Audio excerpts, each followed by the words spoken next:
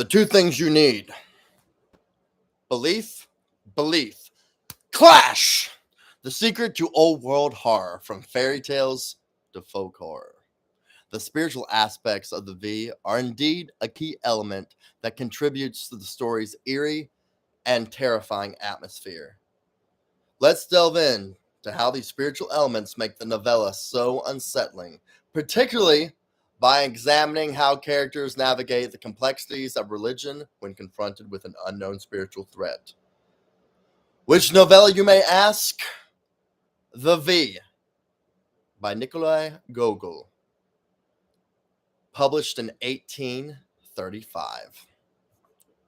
One of the most unsettling aspects of the V is the clash of beliefs. The story takes place in a deeply religious society where the Orthodox Christian faith is a central part of daily life.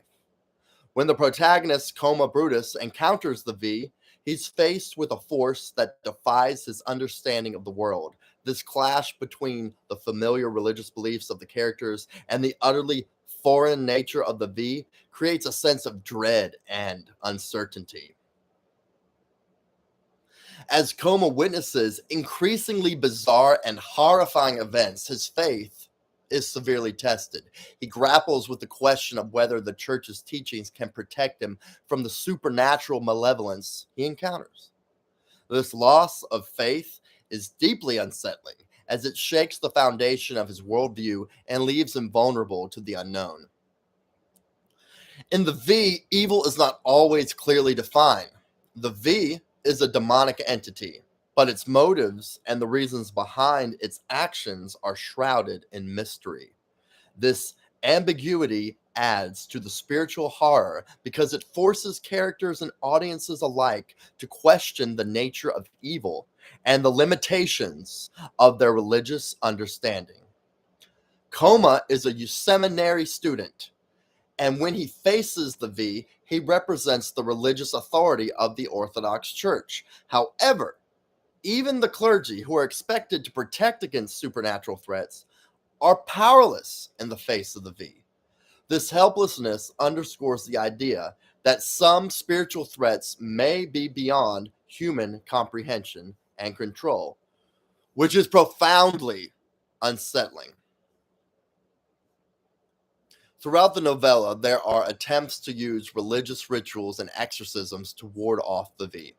These rituals are depicted as both eerie and ineffective, adding to the sense of dread. The idea that even the most sacred and well-practiced religious rites cannot banish the supernatural threat reinforces the idea that the spiritual realm can be frighteningly capricious. Central to the V is the notion of the afterlife and what happens to the soul after death.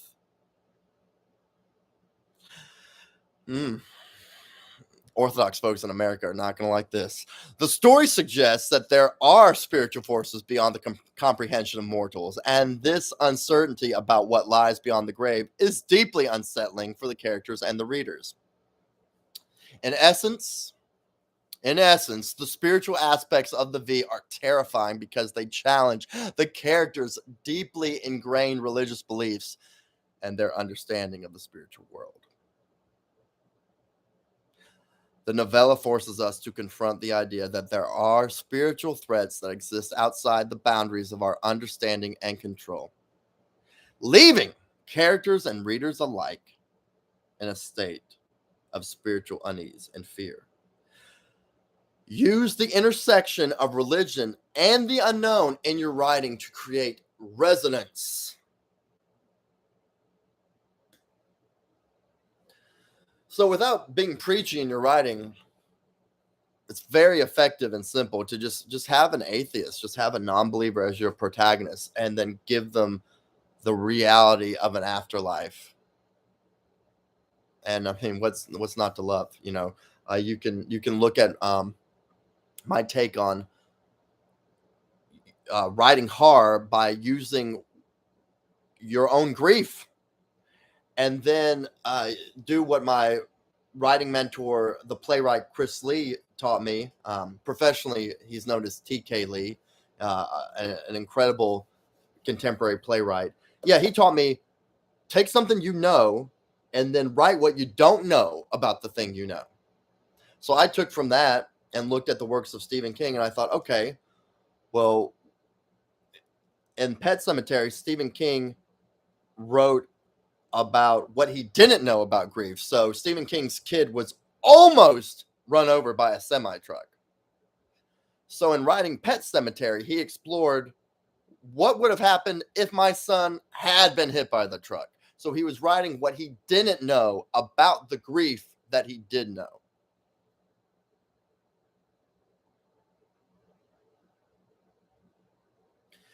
All right, for those of you who are still on the stream, I'm going to give you a bonus. All right, so this is 2 videos in one. I'm going to talk about something, and we'll just call this religion is magic. Magic is religion and storytelling. So this live stream is a companion piece to my previous Gogol the V old world horror stream. We're getting into more of the practicality of how are we going to do this. You want to write a horror story, my believer artist friends? Let's just go ahead and do this. And I know some of y'all might not have liked what I just said, but a spiritual mentor of mine who is not Orthodox, he often says religion is magic. All religion is magic. All magic is religion. Don't freak out though, because I'm sure the same people that's triggering are going to be the same people who tell me Orthodoxy is not a religion. And I cringe when I hear that, just like when I cringe when I hear Southern Baptists say that the Baptist Church is not a religion. I do have a degree in religious studies. No, it did not come from an Orthodox school. It came from a secular atheist school. But my understanding is the word religion means religare, to bind. So if that's what religion is, then yes, Orthodoxy is a religion, because you're bound to it till you're not, and then you're not Orthodox. So let's get devoured by the abyss.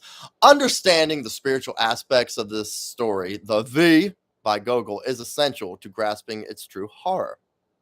All right, you got that?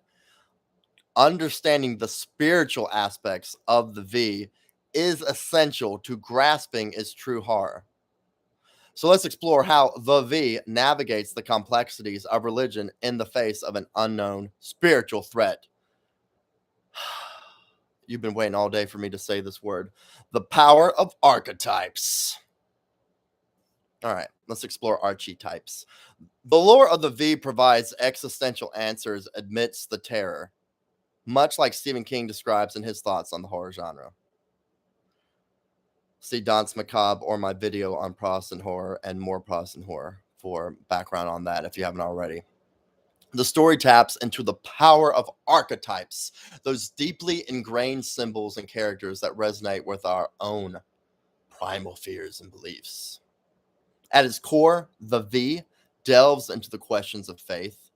When Coma Brutus, the seminary student, confronts the V, he is forced to grapple with the unknown, supernatural elements that challenge his religious beliefs.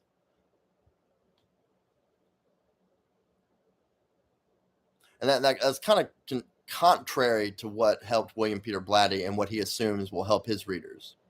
Some people see demons and they're like, I thought there was a God. Why are there demons? Other people see demons and are like, thank God there's a God. I'm running to God. It's kind of like the idea of only you can hurt yourself. Only you can break your own heart. Only you can make yourself mad. When you confront death and when you confront witches and demons that want to take your babies and drag you to hell, I mean, you get to decide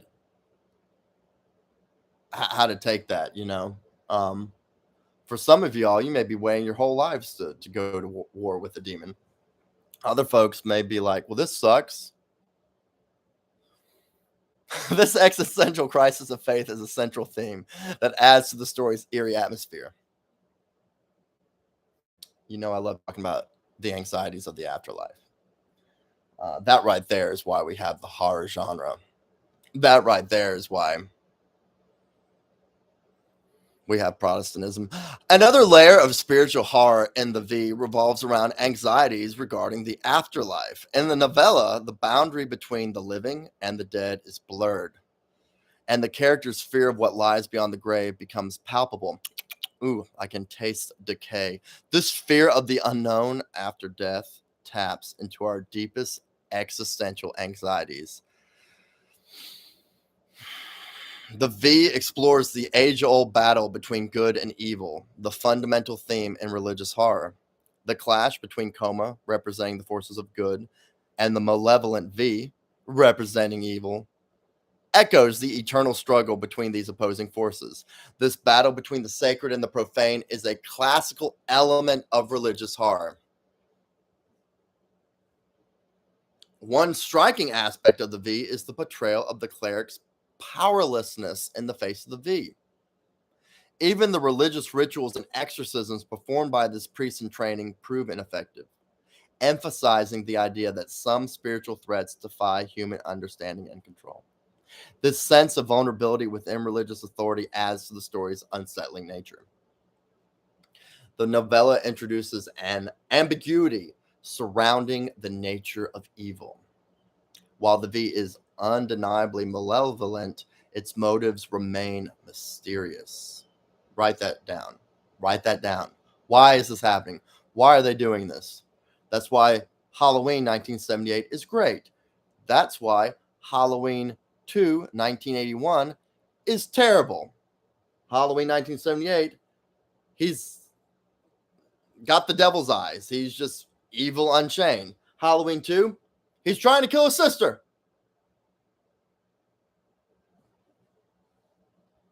Just awful. Just terrible. This ambiguity forces characters and readers alike to question their understanding of evil, leave them in a state of spiritual unease. Okay, so when you have empty spaces, when you have mystery, that's where the reader puts themselves, and it's the negative spaces, it's the stuff you don't write, that's the stuff that makes your story great. It's the same as creating an ad, that billboard on the side of the road that's going to get potential buyers attention, the I Heart New York logo on the coffee cup or the t-shirt. It doesn't literally say I love New York or I Heart New York. It just says I Heart NY. But we all know that means I love New York. But you know, it doesn't say what we know it says. That's why it's like the ultimate piece of marketing ever. So if you want to write, you got to learn how to think that way. And I know it doesn't sound sexy. It sounds really clinical and lame. But like my king, David Lynch, says, you got to have a foundation. You got to have that that boringness to it. That, that it is sterile because it doesn't change. It's like, this is always the same. And we're going to build on top of it. So the V may not be a Catholic horror story like The Exorcist, but it shares some common elements, particularly in its exploration of faith, the supernatural, and the battle against evil. Catholic horror often seeks to make believers out of audiences by immersing them in the realm of the unknown. Before we finish, I'll offer the V is a testament to the power of spiritual horror. It taps into our primal fears, challenges our beliefs, and confronts us with the mysteries of the spiritual world.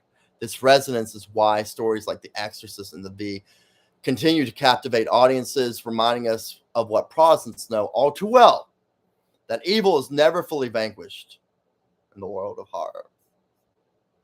So congratulations on another creative journey. You have everything you need to get started. So now, do the work.